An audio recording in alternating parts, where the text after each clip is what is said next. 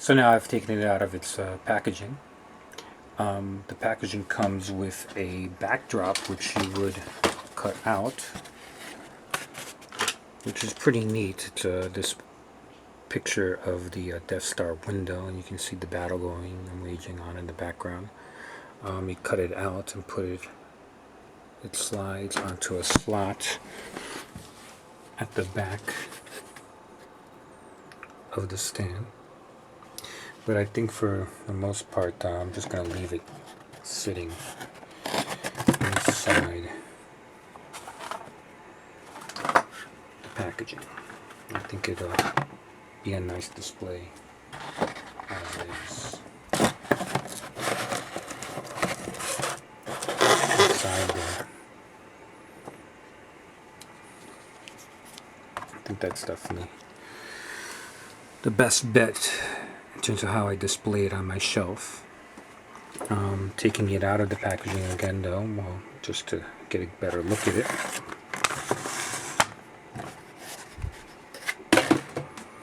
Okay, so we got Luke Skywalker and Darth Vader. In terms of articulation, well, they're pretty basic. Luke Skywalker's knee is permanently bent. Really can't bend that at all. To be honest, the only articulation he has is at his waist, which he swivels.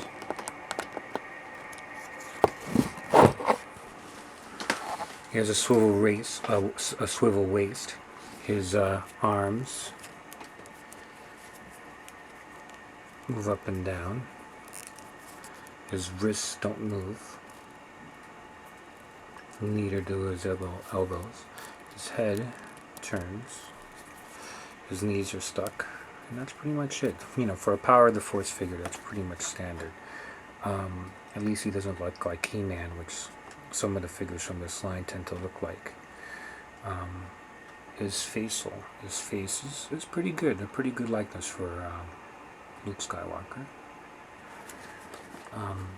He's not exactly black. He's might be tough to tell, but he's more of a kind of dark gray color, but I still like it.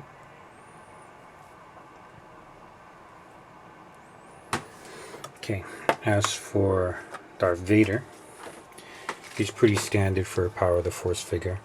He has a cape. He has a lightsaber.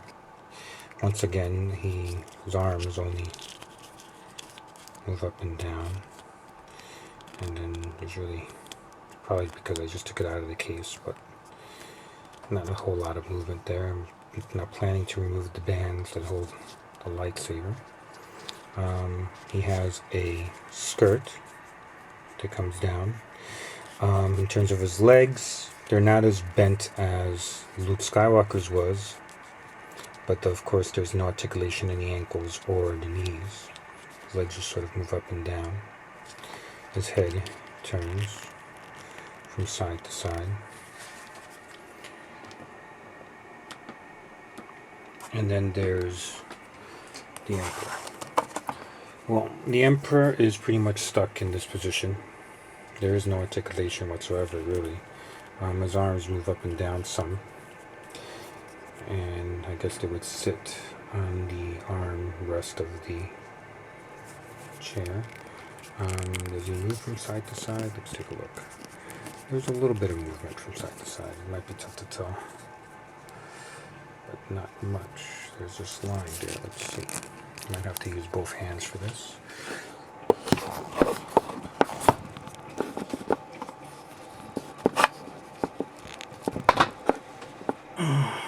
No, doesn't look like it. Anyways, in terms of coloring on his face, looks pretty good. I like the fact that his face is discolored. He has some flesh tone, except mostly green. Just to show how he's been corrupted. In terms of the throne that he has, I really bought this for the throne. I thought it was really neat. So I just thought it would be something that would be cool to display with some of my more recent figures. And if you've seen the movie, which I'm sure you have, otherwise why would you be watching this video? The throne is pretty accurate. And a lot of these Power of the Force sets are pretty accurate in terms of the furniture. My only gripe is that the chair is attached to this base. You really can't go anywhere without it.